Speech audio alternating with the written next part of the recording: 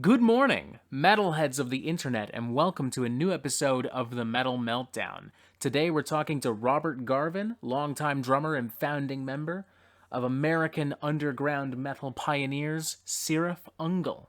Enjoy.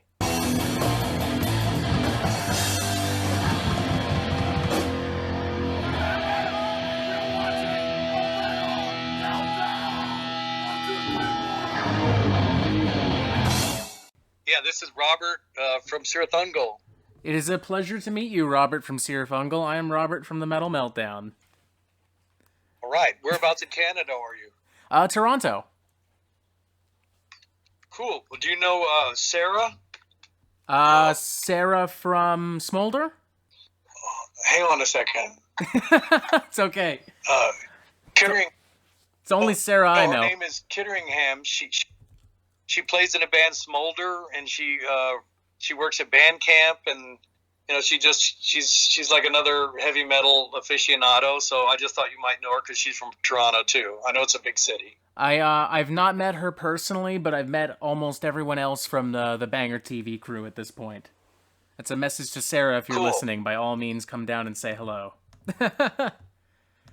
Yeah, she works at band camp and Decibel and a Banger. So I'm just saying, I thought, I've been to Toronto. There's a big tower there, huh? Yes, a very big one. I don't think I've even been up to that tower since I was maybe 4 or 5 years old-ish, give or take. I'm not scared of heights. I'm scared of falling from heights, but for some reason, I like towers in cities, like Seattle or what have you. Is that like when Cirith Ungol goes on tour, he's like, I gotta find the biggest tower in the city and I gotta climb it? Well, I'm not sure, but I don't know. I'm just saying I like architecture, so stuff that sticks out in my mind and stuff. And I was only in Toronto once, but I remember seeing the tower. Now my wife, I spoke to another Canadian today, a gentleman on the West Coast, but my wife's from a little town, Kemptville, Ontario, Canada, and so I've been to Canada several times, and I love being up there. I love the people. It's a beautiful place, and Oh, wow. I hope we can play there someday. I hope so too, because Lord knows we all need some good tunes and some good concerts right now. Yeah, that's for sure. Well, welcome to the Metal So Meltdown. It is a pleasure to have you here, a longtime Cirith Ungol fan myself. now, is this a audio interview or a print magazine or This is an audio interview. perfect? My autism makes it difficult for me to maintain eye contact, so I've always preferred audio personally. Well, that's cool. I'm getting older, and I'm not as handsome as I once was. Every time we play a big show, I'm like really happy when there's no diamond vision. That's like, Just sit back at the drums and do your thing. Hope nobody looks at you. yeah. There you go. There you go. Well, let's get things started here officially then. Yes, sir. It's been just over a year since you released Forever Black. How do you feel about the response to the album? Yeah, and it wasn't just me. I think we were blown away by it. It came out April 24th last year, right as the pandemic was starting to, hit different parts of the world. And, quite a few magazines and websites put it on its list of top 10 albums of 2020, with more than a handful of you picking it as the best album of the year. And that's going up against bands that were... there was a website in Italy where the readers poll actually picked us as the best album, beating AC/DC and Deep Purple. Oh, wow. Bands that I grew up, like were mega groups, and we were kind of blown away by that. We knew it was good, we liked it, but our entire career has been us putting out music that only 3 people in the world like. So we're kind of confused now that actually more than 3 people like us. There are 5 of them now. Well, that's good. We're almost doubling fan base. No, I mean, I remember when first time I heard King of the Dead, I think my instant reaction, I was just still maybe a teenager, and I was still kind of getting used to Metallica and Slayer and Iron Maiden.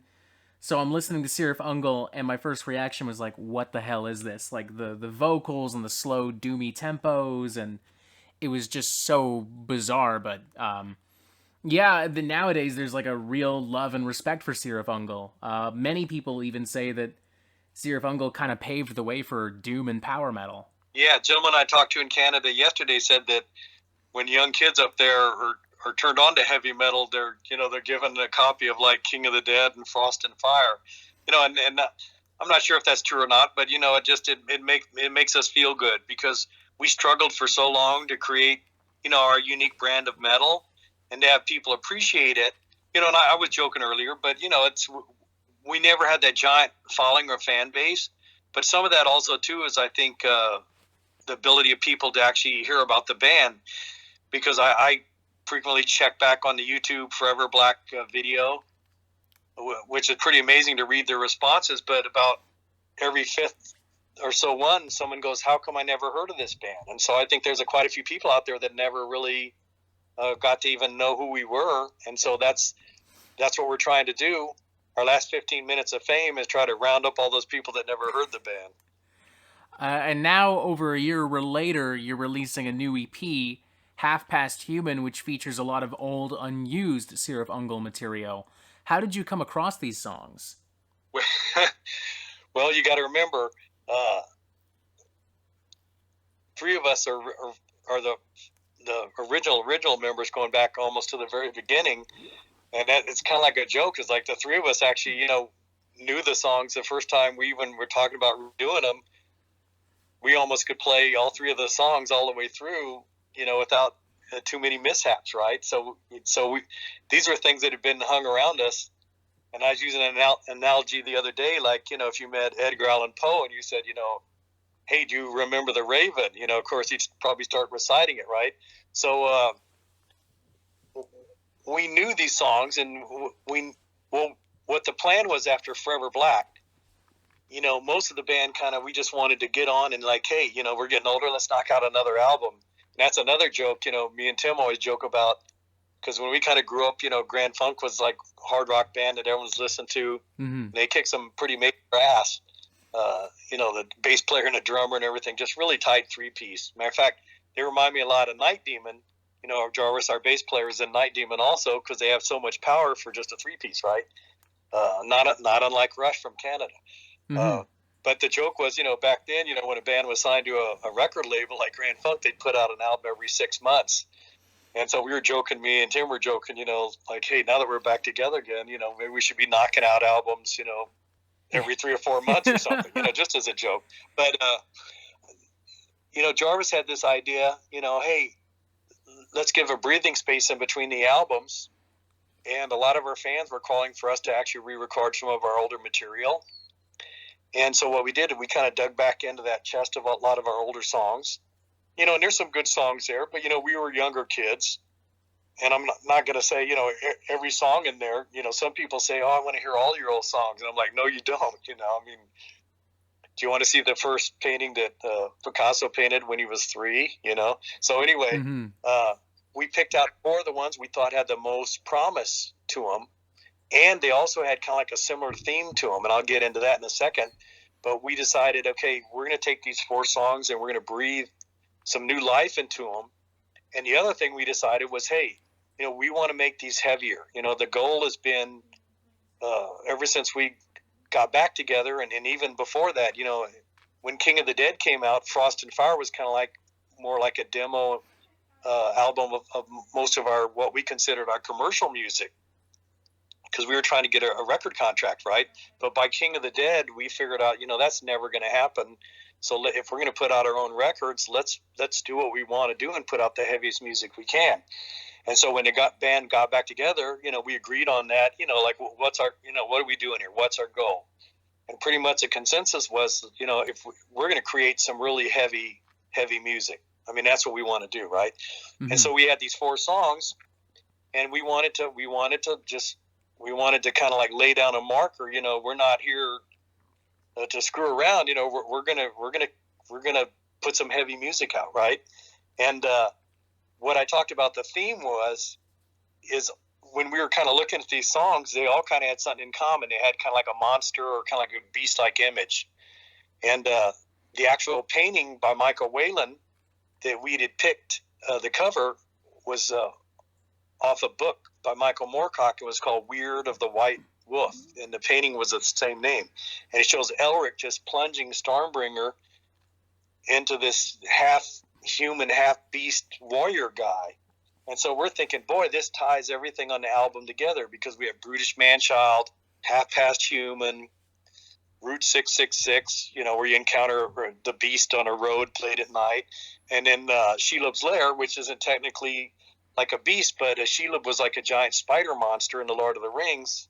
And so we kind of thought that tied all the songs together, and we had a cover that fit perfectly, and we were set to go. Oh, I've never even really thought of the monster connection myself, huh? That's really cool. Yeah, we were calling it, like I said, each one of us has a different term or whatever, but I was calling it the Beast album just because it kind of had this, that was kind of like the code name for it while we were kind of working on it at the beginning, at least for me. That makes sense. Like, in another time, I could have pictured that being called, like, Battle of the Beasts or something. Yeah. Well, when you look at the cover, like I said, next time you look at the cover, look down at the face of the guy. People have asked, what's Brutish Man-Child about? Jarvis asked Greg that even once, and Greg goes, well, Brutish Man-Child was a race of these, like, subhuman, degenerate anthropoids that had, like, a severe hatred for mankind or something. Well, if you look at the face of the guy that Elric's stabbing with Stormbringer, that kind of, to me, it looks like the Brutish Man-Child guy. I mean, I've heard the song myself. I'm super pumped to hear the rest of the EP. What would you say is your favorite track on the EP? Yeah, that's a hard one because there's some cool stuff on there. I kind of like Half Past Human. And the reason I like it is twofold. One, it was a good song, and I liked it. It was a strong song of the band going back a long time ago. But Jimmy, our guitarist, who's joined the band Paradise Lost in 1991, he has this knack of coming up with these really cool, we call them signature leads. And what they are, it's kind of like a signature melody that fits onto a song that we've already written, but has a totally different melody going about it that gives a totally different flavor or texture. And he came up with one for the beginning of Half Past Human. It just blew me away personally. And it moved that song over from, like, my category of like B Cirith Ungol songs into A category. And so that I would say that's one of my favorite songs. There's also a couple of little things on there, like Greg had like a little guitar stomp box, which was kind of like a mellotron type thing. Oh, cool. It had one setting that sounded like monks chanting. And on the part of where the choruses are, kind of like on Half Past Human, he's playing along with that.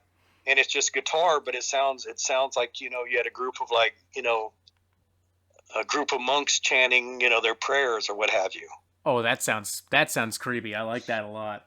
On top of earlier, I said that some people argue that you were a huge influence on doom and power metal as well. Looking back, would you agree with this kind of statement, like elements of Frost and Fire and King of the Dead being influential to these genres?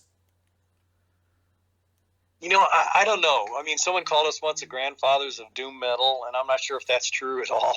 I do know this. Brian Slagle, who started Metal Blade Records, is one of our friends from the very beginning of our career. His first album is the 40th anniversary this year, along with our first album, Frost and Fire. His first album, Metal Massacre 1, which he asked us to provide a song for, which we did, and that song was called Death of the Sun. And that's a song I wrote the lyrics to, and it was about the sun, eventually flaming out, and taking the earth with it. So I'm hoping that categorizes that as like a doom song. Mm-hmm. Then over the years, wrote a song for the band Doom Planet, and a lot of the stuff on Forever Black is definitely like dystopian nightmare. Some of the lyrics Tim wrote. So the band has always had kind of like two competing themes. And when I say competing, it's more like coexisting themes. It's always been kind of half sword and sorcery. And that's kind of like Elric on the album cover, where our name come from, Cirith Ungol from the Lord of the Rings. And songs such as Frost and Fire, or like on Forever Black, the Frostmourne Stream. And then the other coexisting theme of the band, it has been kind of like this doom, this series of doom songs, like the Death of the Doom Planet, War Eternal, and then you get to albums like Forever Black, where you have like Before Tomorrow or Nightmare or Forever Black itself. So I think that they coexist peacefully within the band, and I'm not to say that we haven't had some other topics over the years, but I kind of see the band, at least from the future stuff that we've been writing, has been kind of like similar to our past stuff, and that has these two themes throughout, woven throughout our music and imagery. Sorry. You also mentioned that you joked earlier about possibly making a new Cirith Ungol album. Is there a chance that there will be a new Cirith Ungol album in the near future? Well, I hope so. That's the thing. If we can all make it through this pandemic on the other side, safe, and kind of pick up where we left off, that was our goal. We're of the age where, this is our last 15 minutes of fame, and we're going to use it to our advantage. And, we definitely have some more stuff in us that we wants to come out of us.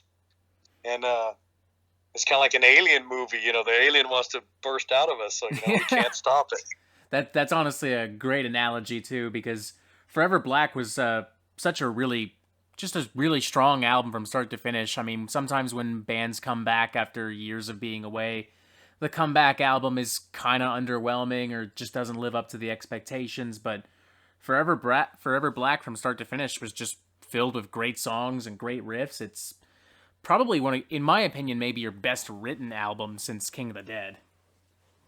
Yeah, no, I agree. And we have a whole slew of material that we're working on right now, and I think it's as strong, if not stronger, than Forever Black. So, but who knows what's, I was watching our band, we played in Mexico City once. I was watching on the news today, like, it almost looks like in the Batman movie or something, a giant subway train just crashes, in the middle of the city, and all these people dying, which sounds like another song, right?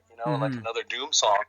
But who knows what's going to happen tomorrow? No, any one of us could walk out the door and get hit by, like a meteor. Now, I'm only setting up more doom songs for the band, right? That would be a pretty spectacular scenario. If that happens, you have to make that song now. Yeah, but like I said, that's the hope, and we're still plugging away at it. There's no mistake though. When Forever Black came out, we were ready to hit the road with our strongest, most powerful set that we were ever going to play live. We'd been, the first show we played, people said, "Oh my God, I can't believe how great you guys, comeback show." Every show that I thought was like, it's like, and I'm very critical of my drumming, especially. I'm like, each song, not each song, each show seemed like it was weak to me, and I tried to improve on it on the next one, and they just seemed like they keep more powerful and better. And so we kind of got all pumped up, like to this one point, for Forever Black, and then the pandemic hit, and it's like someone just kind of pulled, the plug on an inner tube or something. All the air went out of it. Mm-hmm. Not to say that we're not still pumped up and ready to go, but it just that kind of think I slowed down everyone in the music industry in the world, just kind of put us on the back burner until this is over. Yeah, it's unfortunately, contrary to what some people might like to think, this is one of those like world-changing events, and it's kind of brought everyone's life to a halt. But there are some bands that are planning tours right now. In fact, earlier today, before I even got on my laptop, Megadeth rescheduled a big North American tour. Is Cirith Ungol planning a tour within the next year for North America or Europe or elsewhere? Well, you know what? The band, after we got back together, there was never like traditional touring as other bands, like a band like you just mentioned would do, because a lot of the guys in our band have other careers outside of the band. Mm-hmm. Others of us, like me, I actually quit the career that I was in to start doing the band again. And but other guys have families and bills and stuff like that, and it's really hard making a living being an artist, whether you're a musician or a painter or what have you, right? And so, we're all just trying to kind of keep it together. So most of the things that we did after we got back together was to focus on as many high visibility shows as we could. That's why it saw us playing so many festivals around the world, because instead of playing in a town for maybe 100 people in a bar, we play at an outdoor venue for 10,000 people, or 20,000 people or what have you. And that way we could reach as many as possible, seeing that, we may not be back. Now, this pandemic, you mentioned it earlier. If you're 20 years old, and I've said this repeatedly, if you're 20 or 30 years old, this is going to be 2 or 3 bad years. You're going to look back on your life and remember, later on in your life, like, wow, remember that? That was horrible. But if you're 60 or 70, this may be your last year you live, and half the guys in the band, are 64, 65 right now. And so we're kind of at a point where we're just hoping that we make it through this so that we can continue. Mm-hmm. I And hope... I'm not being negative. I'm being realistic. No, absolutely. I appreciate that, honestly, because I feel like I talk to a lot of guys and they're just like, oh yeah, we'll get out next year, and we'll just be like, yep, everything's back to normal. But the reality, it's just not that simple for so many people. Well, we all wish that, right? But I mean, you mentioned that someone planned a new tour. I saw 3 or 4 of those in a row go up, bands setting up whole tours that have been canceled completely, only to be rescheduled and those to be canceled. So, the show that one of the biggest show we're supposed to do after Forever Black, Keep It True, in Germany, we were scheduled to headline both nights, which no other band had ever done. And we were just so totally stoked. And one night we were going to play Forever Black in its entirety, right?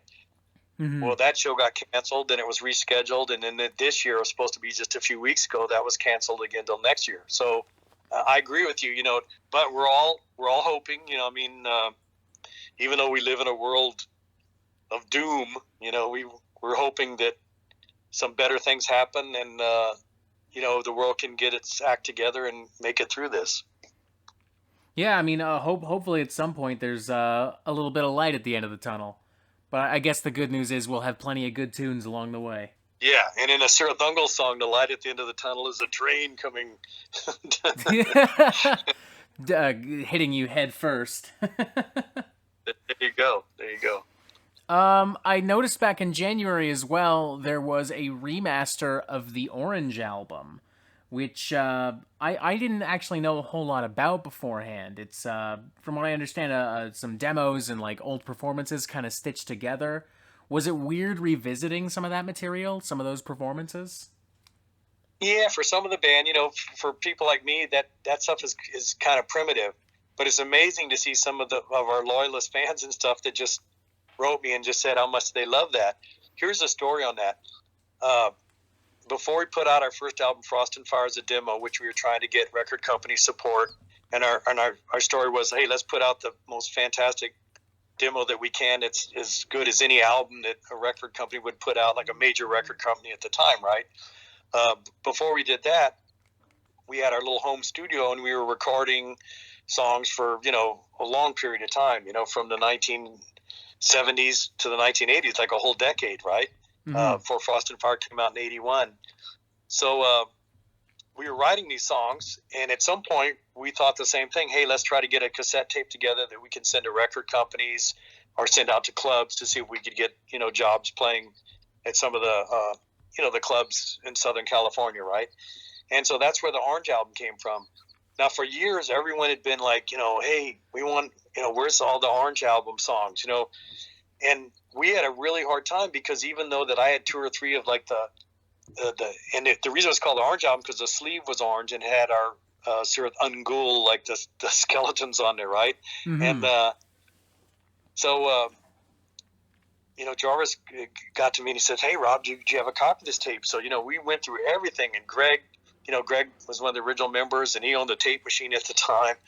We looked and looked and looked, and we didn't have one of those orange tapes around. But luckily, I had so many of the cassette tapes that I had saved back from that time. I had all of the songs that were on the orange tape that were actually on another tape of mine. So even though that I didn't have that specific one cassette tape with all the songs on it. I had other cassette tapes with all the same songs that were recorded, the exact same versions. And so Jarvis put out the orange tape on his label. And, it's amazing, like I said, is so many people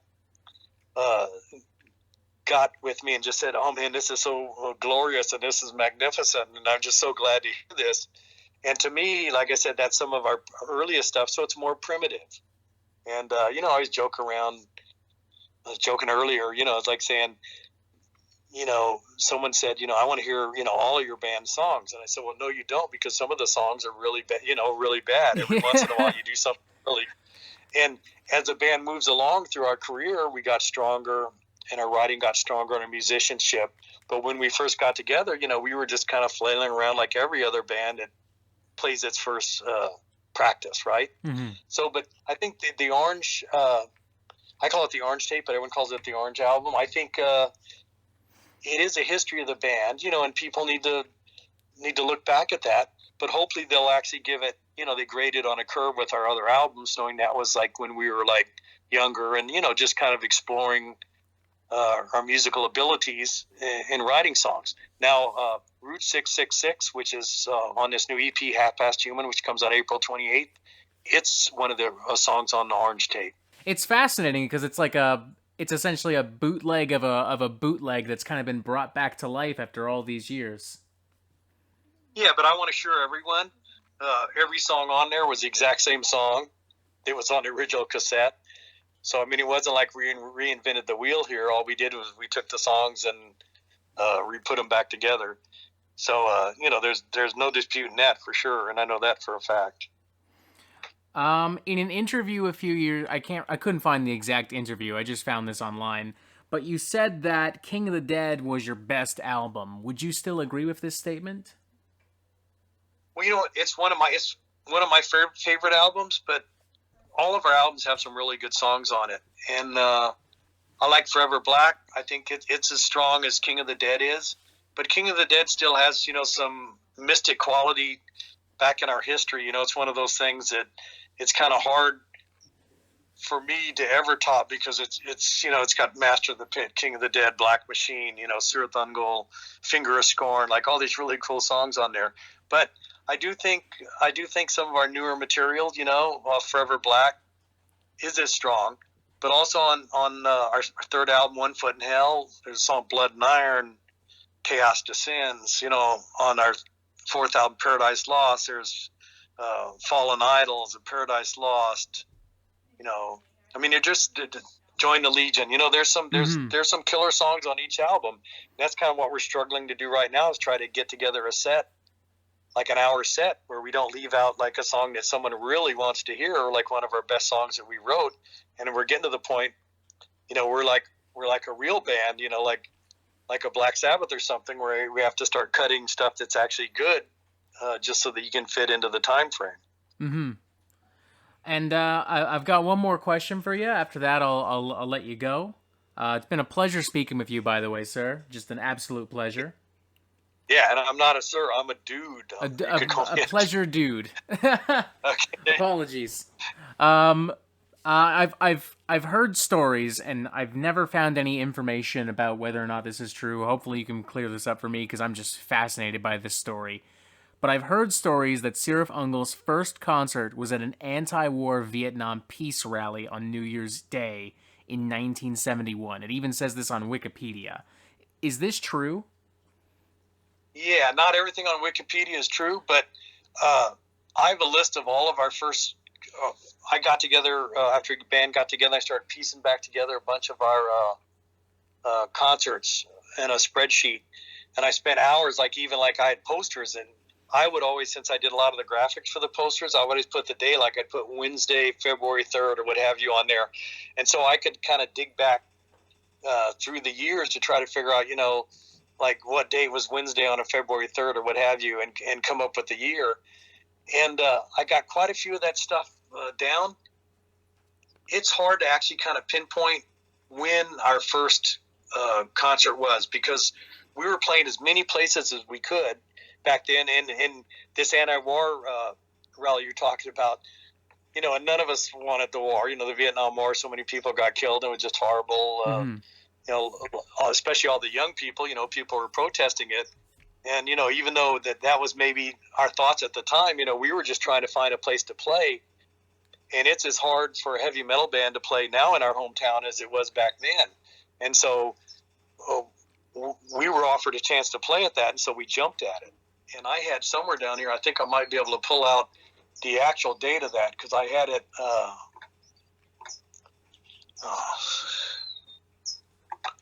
But just so you know, I mean that event did take place, and Damn. I do have the poster floating around somewhere. Wikipedia but I think was it was right actually about something.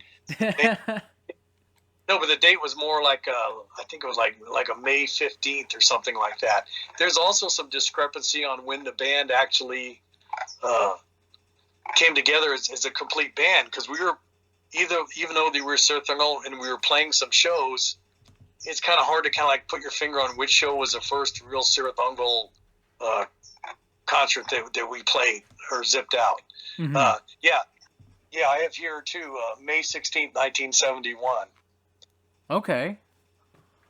But and I know that was me and Greg and Jerry, like the original members of the band. We didn't have a singer at that time. But then later on, in 1972, we played more shows that I would consider more of like when the band was like more formed. So, somewhere between the middle of 1971 to the first part of 1972 is where we kind of started. So, it's kind of hard to put your finger on it, but that was definitely one of our first shows. Well, I'm going to have to jump on Wikipedia and make sure that's correct now. Yeah, well, I do. Yeah, like I said, I do know the date for sure. I can't say that's our first show, but I can say that it was May 16th, 1971, and a lot of people consider that the first show of the band. And I'm kind of joking. Some of this is kind of political within the band, because we were hoping since 2021 got blown out of the water to the pandemic, we're thinking of, if we got together in 1972, we could have a 50th year reunion next year. So, some of this is all depends on where you kind of plant the needle back then and where we actually started. And I think I would be honest enough to say that even though we played a few shows in 1971, the origin of the band is somewhere in that nebulous area. I know that's probably not the answer that everyone wants to hear, and it's not a definitive. It's not like you can say we were born like a child. You actually came to life that day, but it's somewhere reasonably within that time period. No, that makes sense, because I you guys were also it was Titanic before, correct? With some of the members as well. Yeah, and I'm pretty sure it was Cirith Ungol that played at the anti-war rally, but Titanic, yeah, we were in a band Titanic before, and that was even more primitive than the early Cirith Ungol. And what kind of made that band fall apart was our friend Pat that we're in the band with. He wanted to play more. He loved the Beatles, and so we were playing like almost all Beatles songs. And Greg, me, and Jerry wanted to play like really heavy music, and we were listening to all the early bands at the time. The Black Sabbath and the Deep Purple, the Blue Cheer, you name it, Jimi Hendrix, Cream, all that stuff, and being influenced by it. And we kind of really didn't want to play that anymore. So we all quit Titanic at the time and started Cirith Ungol. Now, Pat Galligan, he kind of had a history too. He actually went on to play punk music, and he was a guitarist in kind of like a famous punk band, the Angry Samoans, for a while. Fantastic band. So he had a history, possibly being more famous than us. So, but the whole desire all along was, me and Greg and Jerry at the time, was just to play heavy music. And like I said, nothing's changed. That's a band's goal today. And if someone asked me tomorrow, like, why are you even doing this? I would say it's because I want to play some heavy music, some heavy metal, some heavy rock. Hell yeah. Can't think of a better answer than that. Well, it has been an absolute pleasure speaking with you, Robert. Thank you very much for your time. Yeah. Well, thank you so much. And I'm hoping that all your listeners can go out and pick up the new album, go listen to the old ones. And my dream is that we can come up there and play. Oh, I hope so too. It has been far too long since I've been to a concert, and I've never been to a Cirith Ungol one, so definitely hoping within the next year we can change that. Thank you so very much for doing this, and I really appreciate you taking your time out and your interest in the band. And also too, I'm looking forward to this. So from one Robert to another, take it easy, my friend. You too. From one Robert to another, you have yourself a fantastic day. And booyah, that was Robert Garven from Cirith Ungol. What a fantastic fucking fella. I honestly kind of want to bring him back on the Metal Meltdown sometime. Keep an eye out for that new Cirith Ungol EP, Half Past Human, coming out at the end of the month. We will very likely be reviewing it here on the Metal Meltdown. I sure as hell don't see a reason why not. Also, check out their older records if for whatever reason you somehow aren't familiar with them. And as always, ladies and gentlemen, you have yourself a fantastic fucking day.